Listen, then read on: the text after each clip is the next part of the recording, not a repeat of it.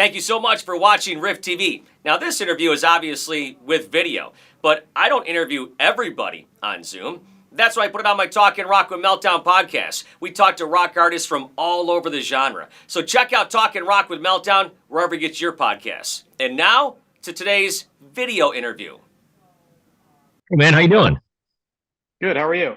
Good. I'm in Detroit Rock City, like my shirt here says. I don't know if you can see that. So, All right. It's like a cheat sheet in case I forget. Love it. well, good to see you, man. So, congratulations, Okay. 20 years of Meteora as a 20th anniversary getting ready to drop here. Tell me about that time period of the band and some of your memories around that record. Yeah. So Meteora for us, obviously, we had a ton of success on Hybrid Theory, but at the same time, we kind of were doing the same things we'd always been doing, the previous years. So we had gradually seen like the touring get bigger, and we'd gone from supporting anyone, anytime, anywhere to like playing some of our own shows. But Meteor was really an opportunity for us to take that next step and kind of establish ourselves as a band, and maybe most importantly, establish ourselves as like a touring band, and how to build up our own show, and in the process of that touring cycle, going from playing theaters all the way through up to arenas and stadiums. So it was a huge growth curve for us. Now, in a really exciting time. Yeah, go ahead. I was going to say, when did you come into the band? So I started the band originally with everybody except Chester when we were in college. At that point, we weren't even calling ourselves Linkin Park yet. And then right around, gosh, it must have been 99. I stepped out of the band to tour with a band I'd been playing with since I was 15 or 16 years old.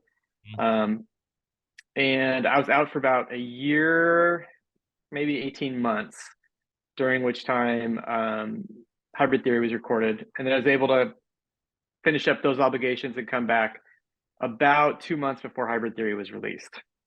Oh, okay. Because I remember playing Hybrid Theory when it first came out, and it blew up. If I'm not mistaken, it was like 40,000 units like the first week or something for a band that no one ever heard of. Is that correct? Yeah. And we, early on, we were taking estimates or bets on what we thought it might do the first week. And it's a kind of a story we've told a lot, but one I remember pretty well. Chester came in at the highest number. I think he was saying he thinks it might do, it was something like 8,000, right? Like something like that. And I remember all of us just kind of being like, hey man, that's a lot. Like let's temper our expectations a little bit. Let's not set ourselves up to be disappointed here. And then when it came back and we saw what it did do the first week, I think all of us were like, wow, this is a lot bigger and different. Lost has garnered 25 million views in just 3 weeks. And we were just talking about that. It was a shock when the debut record came out and sold, 40,000 copies. But are you surprised that the fans still clamor for Linkin Park after all this time? Yeah, I think in one sense, very much so. I'm so excited that one, we were able to kind of find the song. No pun intended, but the song was in a way lost for us. We kind of forgotten about it. We recorded it during the sessions with Meteora, and it was mixed and mastered, and it almost made that record. At the end of the process, it just kind of sounded, it sat too close to a couple other songs that were on the record that made the final album. But we always intended to figure out a place to use it, and then kind of set it aside and forgot about it. And it wasn't until we were starting to look at what we might have to put out as this package for the 20th anniversary of Meteora that we kind of found it on a hard drive and just said, like, oh crap, like this is awesome, like we never used this. And so I think the five of us were really excited to have the fans get a chance to hear it. But then Linkin Park fans, being Linkin Park fans, they never fail to disappoint. That's a weird sentence, but they always come through in like a huge way. I think the connection that we have with them is so special to us. And apparently, thankfully, there's still like a lot of interest and a lot of excitement around this track, and people seem to be really enjoying it. So that's a huge win for us. I was going to ask you like what the last 6 years have been like for you personally, but just listening to that track, did a lot of memories back? Yeah, yeah, definitely. And for me, whenever I hear Chester's voice, I definitely am still, I'm like kind of conflicted about it. I've always loved his voice, and it's so cool to hear it on a track like this. That is something I mean, I might not have heard this song for 20 years when we finally dug it back up. So it almost, in that sense, sounded new, like brand new to me as well. But then coupled with that excitement for me and loving hearing his voice, it is definitely the fact that I still, I mean, I miss Chester every day, and still just sad not to have him with me. So yeah, I think that sentiment seems to be pretty consistent with our fan base of just like that little bit of a conflicting set of emotions that comes with that and with hearing him. Yeah, like I said earlier, I got a chance to meet Chester several times. The first time before the record even came out, I saw him during the Stone Temple Pilots era and stuff. But for people that never met Chester, tell them what he was like. I mean, I think people generally with any band or with any specifically a front man, they get a pretty one-dimensional view of that person. Um, but Chester was a very three, if not four-dimensional person. He was awesome. He had a great sense of humor. He was incredibly good with kids. Like my children, they're not even children really at this point anymore. They're more grown than anything, but they still remember him as like one of their favorite persons or people in the world. Just such a warm, caring guy. Um, and also like at times a super fun loving. He had a great laugh. Always wanted to be, kind of loud and having a good time. So Yeah, awesome guy. that's how I always remember him too. Just a good-hearted, just a happy-go-lucky guy. It seemed like, and then of course, I was of course shocked like the rest of us were when that all went down. But anyways, the Meteora, the 20th anniversary, comes out on April 7th. Never before heard music, original vocals, and all sorts of stuff with Chester. And real fast before we cut you loose, I got to ask you about the golf thing. Have you watched that documentary on Netflix? I'm sure you have, right? I'm not done with it, but I think I'm like 5 or 6 episodes in. Yeah, it's awesome. Yeah. It's been great to watch. I love that question. Yeah, I'm a golf guy. I love and hate the game. So I think anyone who plays enough can probably relate to that. But yeah, I've been enjoying it. You?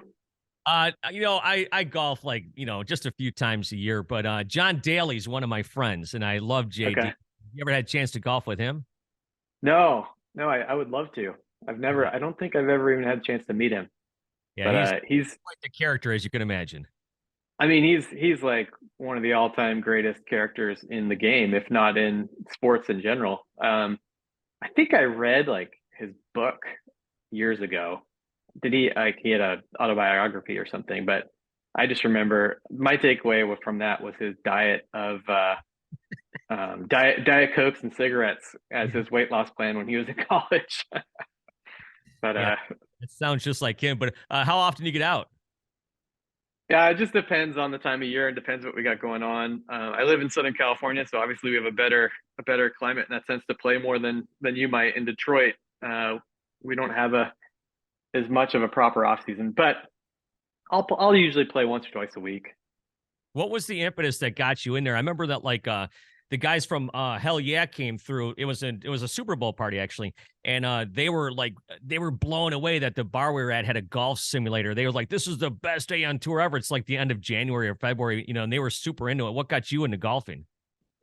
Yeah, I think I was shown the game pretty young by my dad, but never really played much. I mean, at that point, I might play once a year.